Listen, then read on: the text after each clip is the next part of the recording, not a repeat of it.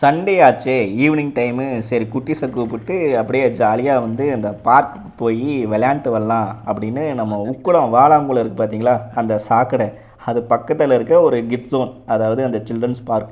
இது வந்து அந்த ஸ்மார்ட் சிட்டி திட்டத்துக்கு கீழே வர அந்த அருமையான பார்க். அங்கே தான் போனோம். போனால் எதுக்குடா போனோம் அப்படின்னு ஆகிப்போச்சு. குட்டீஸை வந்து எதுக்காக வந்து அந்த பார்க் கூட்டிகிட்டு போவோம், ஒரு 2 மணி நேரம் வந்து ஜாலியாக விளையாண்டுட்டு வரட்டுமே அப்படின்னு சொல்லி தான் கூட்டிகிட்டு போவோம். ஆனால் அங்கே வந்து விளையாடுறக்கே ஒன்றுமே இல்லைன்னா அந்த குட்டீஸை கூட்டிகிட்டு போய் அங்கே என்ன யூஸ் இருக்குது? அந்த பார்க் இருக்கிறதே வேஸ்ட்டு தான்.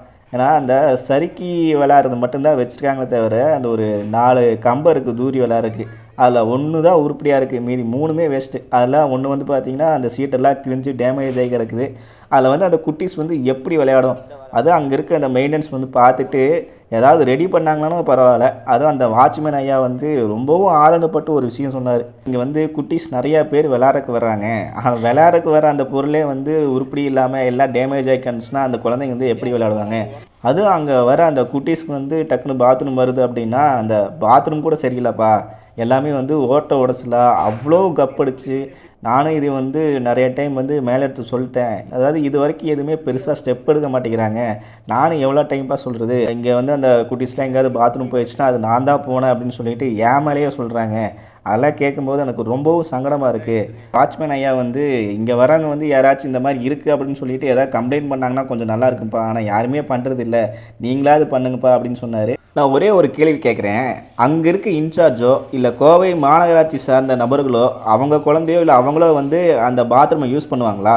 அப்போது பொதுமக்கள்னால் உங்களுக்கு கிழிச்ச வேணா தோணுது இல்லையா? இனியும் இந்த லட்சணத்தில் தான் இந்த பார்க்கு இருக்கும் அப்படின்னா அந்த பார்க்கு இருந்து ஒரு யூஸ் இல்லை, அதுக்கு மூடிட்டு போயிடலாமே. அதனால் இப்போதைக்கு பதவி ஏற்றிருக்க இந்த டிவிக்கு அரசாங்கத்துக்கு வந்து இந்த கோவை மாநகராட்சி கிட்ட சொல்லி குழந்தைய விளையாடுற அளவுக்கு ஒரு சுத்தபத்தமான ஒரு பார்க்காக கொண்டு வந்தீங்கன்னா நல்லாயிருக்கும்.